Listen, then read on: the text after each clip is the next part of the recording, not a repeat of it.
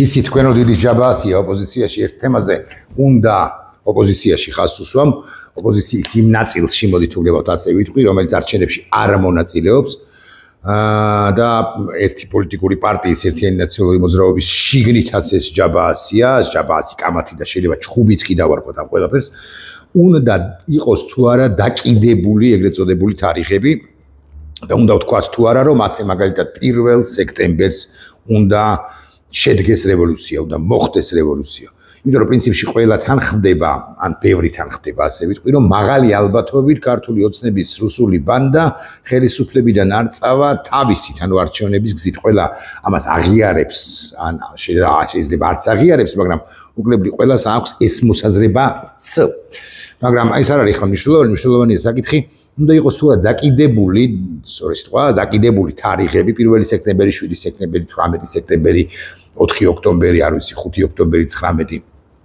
ოქტომბერი თუ 17 ნოემბერი 17 ნოემბერს გალაქტიკოს დაბადების დღეა დავამთხილოთ კი ბატონო გალაქტიკოსაც გაიხარდებოდა და უნდა ვთქვათ თუ არა რომ აი ეხლა დაიწყო და ეხლავე დამთავრდა ეს რევოლუცია მოსაზრება იმის თაობაზე რომ თარიღები დაკიდებული არ უნდა იყოს ხას უსვამ არ უნდა იყოს მე ამ მოსაზრებას ვეთანხმები მიუხედავად იმისა რომ მე თავად უშუალოდ მე ვინა ვარ მაგრამ მაინც არაერთხელ მithქვამს რომ მაგალითად 1 სექტემბერს დავიწყოთ დიდი გამოსვლები დავიწყოთ და არა დავასრულოთ იმიტომ რომ თუ ასე ამბობ რომ დავიწყოთ და დავასრულოთ 2 სექტემბერს გარკვეულზე მაღალი ალბათობით მოხდება საზოგადოების ფრუსტრირება იმიტომ რომ საზოგადოებას არ აქვს ნდობა ამგვარი პროცესების მიმართ ბევრი მიზეზის გამო ამიტომ მე პრინციპში დაწყების მომხრე კი ვარ რომ აი გავკიდოთ თარიღი 1 სექტემბერს მაგალითად და ვთქვათ რომ 1 სექტემბერს გამოვდივართ და არ ვიშლებით 1 სექტემბერს გამოვდივართ და 1 სექტემბრიდან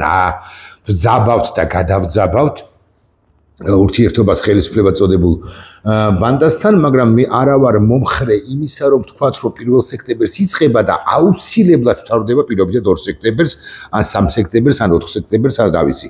ხო, ეს არის პროცესი, ეს არის დინამიკა, ჩვენ კარგად უნდა გვახსოვდეს, რომ ეს არ არის სპრინტი, ეს არის მარათონი, თუნდაც არა გრძელ დისტანციანი მარათონი, მაგრამ მაინც მარათონი, არ ვიცი ვხეჭათ, რამდენიმე კილომეტრი მაინც, რამდენიმე თვე მაინც უნდა ვირბინოთ იმისთვის თვე შესაძლოა წელიც კი ვირბინოთ იმისთვის რომ ეს პროცესები წარმატებით დაგვირგვინდეს დასრულდეს ანუ ქართულმა რუსულმა ბანდამ დატოვოს არა მხოლოდ ხელისუფლება ძალაუფლება არამედ ჩემი მოსაზრებით ქვეყანაც და ჩემი მოსაზრებით მას უნდა აეკრძალოს პოლიტიკაში რამდენადაც ის რუსული ძალაა პოლიტიკაში ყოფნა მათ მის ლიდერებს ივანიშვილიდან დაწყებული რაღაც უკანასკნელი დეპუტატით დამთავრებული რომელიც არის ამ ბანდის წევრი 89 დეპუტატიდან ამიტომ მე თუ ამ ორი ძალის თუ ამ ორი ჯგუფის პოლიტიკოსების ჯგუფების შეპირისპირებაზეა საუბარი მე უფრო იმათკენა ვარ ღიად ვამბობ ამას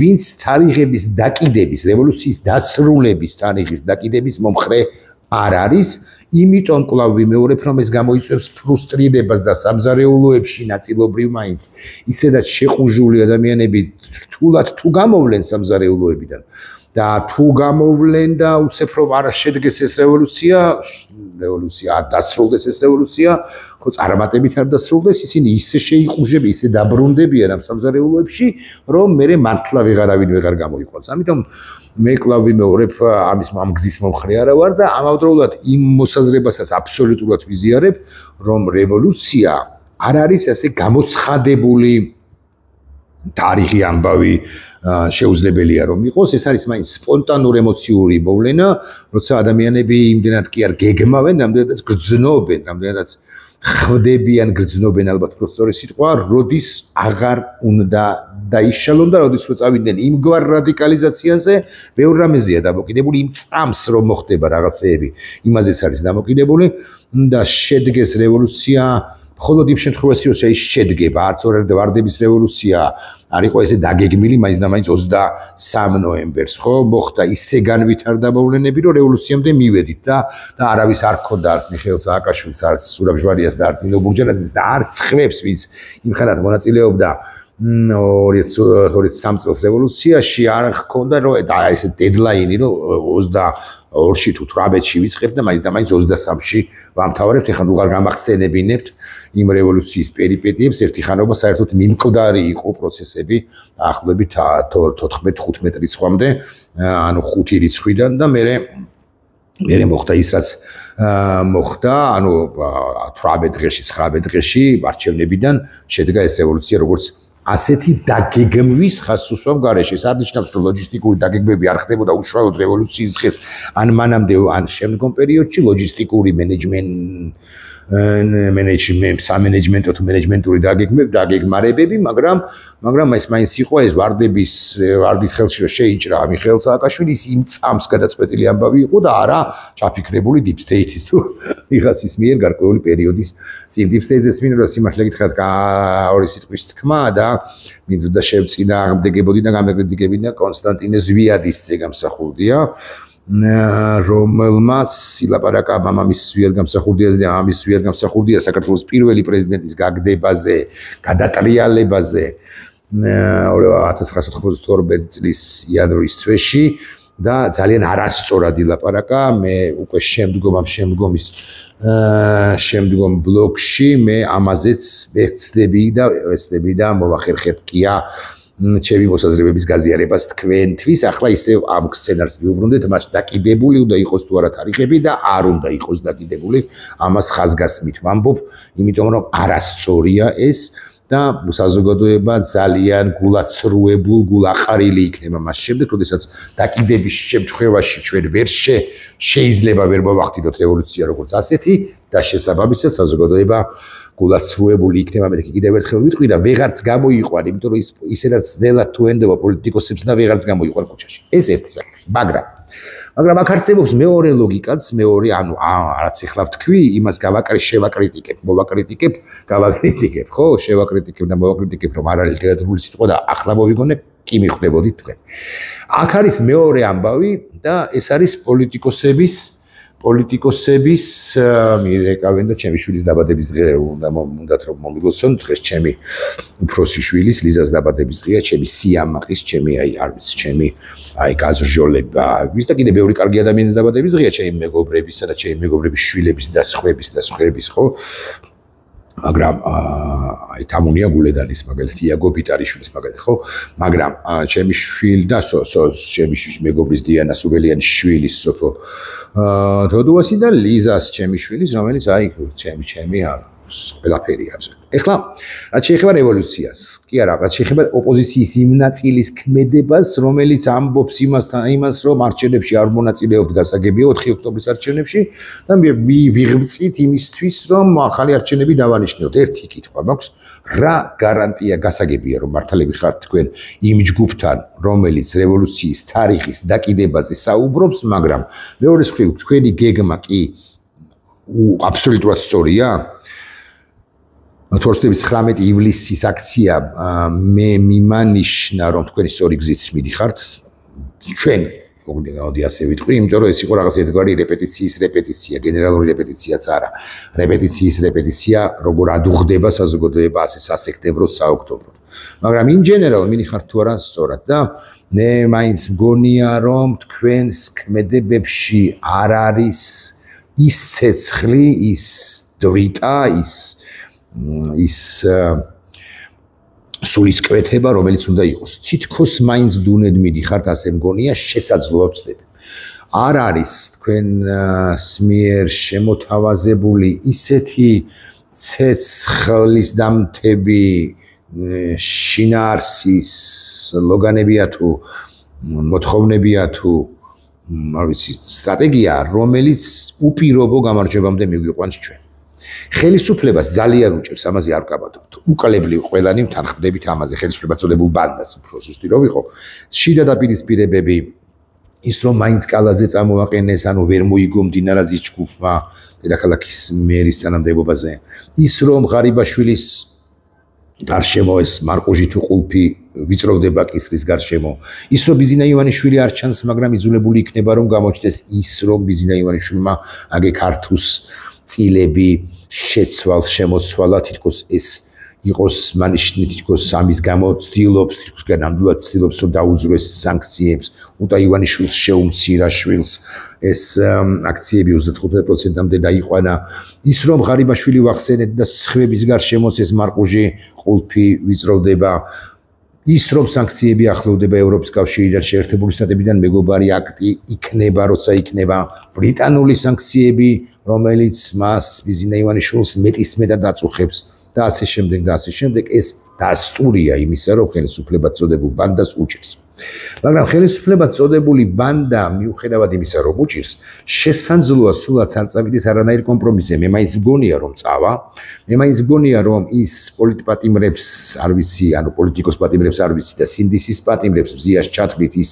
პრეზიდენტად წოდებული ყაველაშვილის თუ სხვა მექანიზმების გამოყენებით გაანთავისუფლებს და დაიხებს უკან ეს მე ამაში დაარწმუნებული ვარ მაგრამ ეს ნათელი და ეს მისი სისუსტის არა მისი იმის მანიშნებელი იქნება რომ მას უჭირს მაგრამ არის თუ არა ხელისუფლების ეს შეჭირვება გაჭირვება საკმარისი საფუძველი იმისა რომ ვიფიქროთ ან გავთვალოთ ასე რომ ის აუცილებლად დანიშნავს არჩევნებს როგორც ასეც და რაც მთავარია, რაც ძალიან მნიშვნელოვანია ჩემთვის პერსონალურად კი მე კვლავ ვიმეორებ ამ რევოლუციური თარიღების დაკიდების წინააღმდეგი ვარ.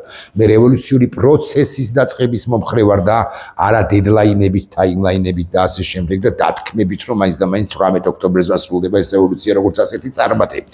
მაგრამ გვაქვს თუ არა გარანტია იმისა რომ არჩევნები რომც ჩანიშნოს ამ ბანდამ ჩვენ იმ სამომავლო არჩევნებში ვიმარჯვებთ. ხომ არ არის აუცილებელი რომ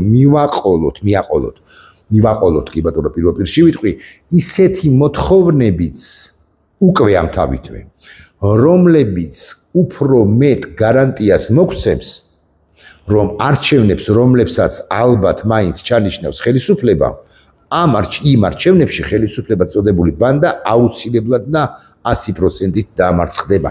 ეს კითხვა მაქვს მე.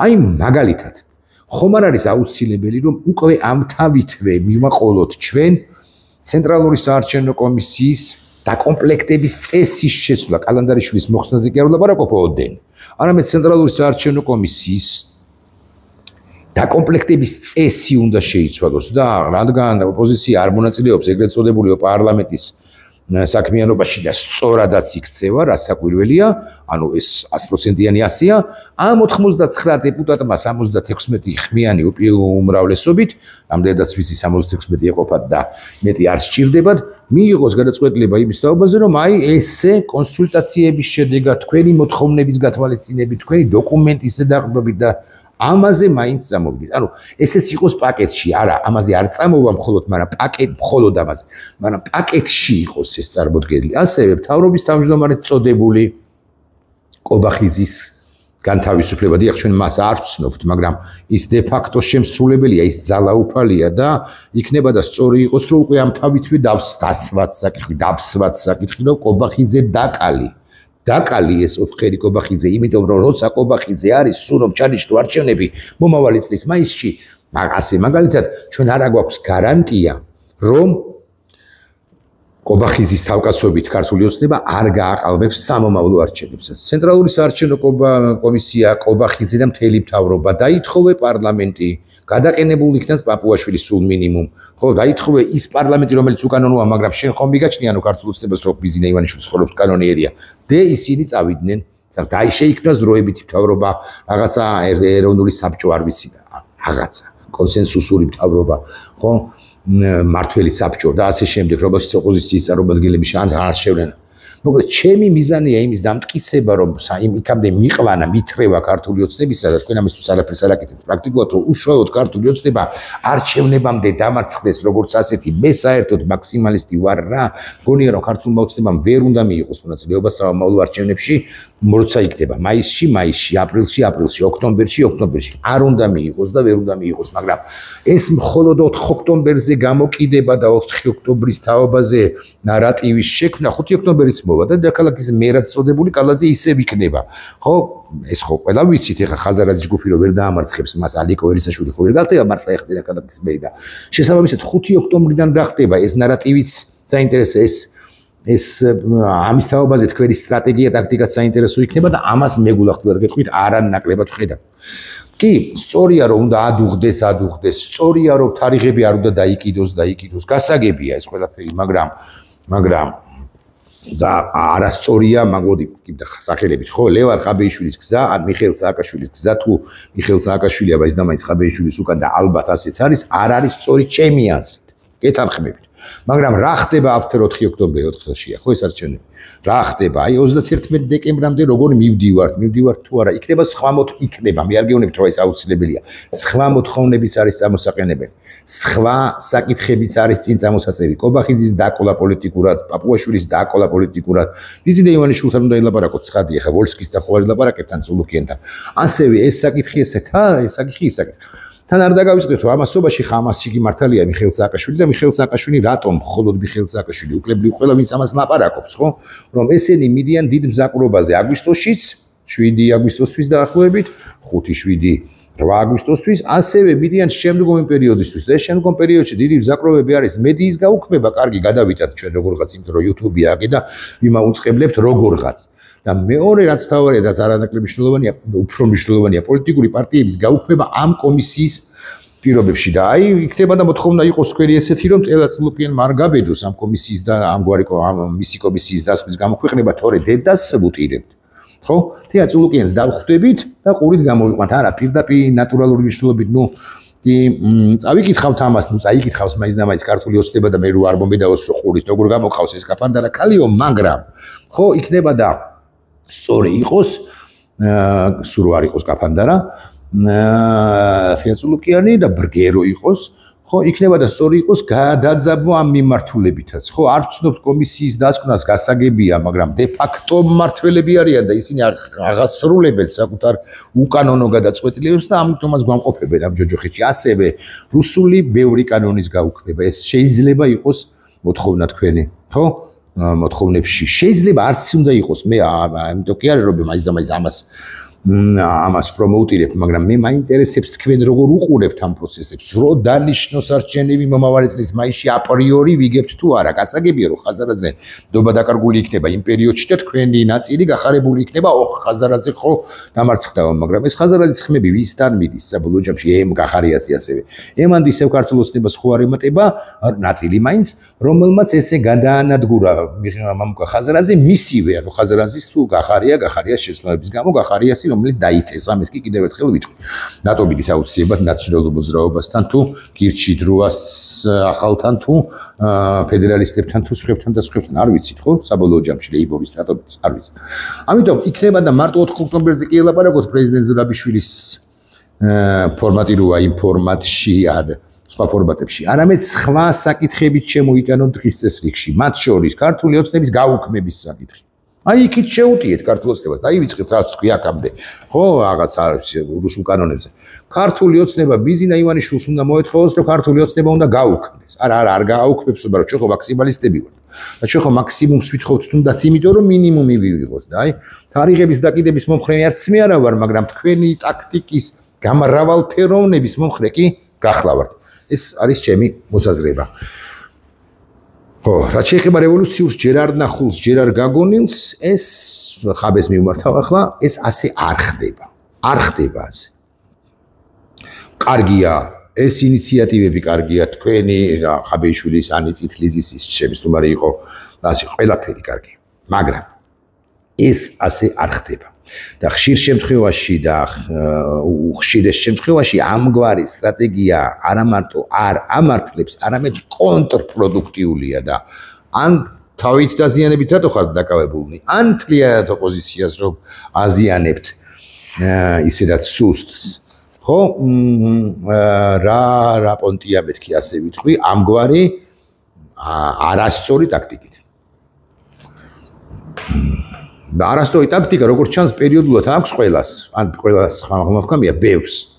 არასწორი ტაქტიკა აქვს ნაციონალურ მოძრაობას, არასწორი ტაქტიკა აქვს ავისი ხაზარაძე ჯაფარიძეს გახარიაზე აღარს ლაპარაკობ და ასე შემდეგ და ასე შემდეგ. ნაციონალური მოძრაობის ერთ ნაწილს, მეორე ნაწილს და ასე შემდეგ. ხო, ეს ჩამოყალიბდეთ მეგობრებო და ხალხს უნდა საზოგადოებას უნდა ისეთი სული შთავბეროთ, რომ ეს ხალხი თავად მოახდენს რევოლუციას ყოველგვარი დედლაინების თუ თაიმლაინების თუ დათქმების გარეშე. რა ვიცი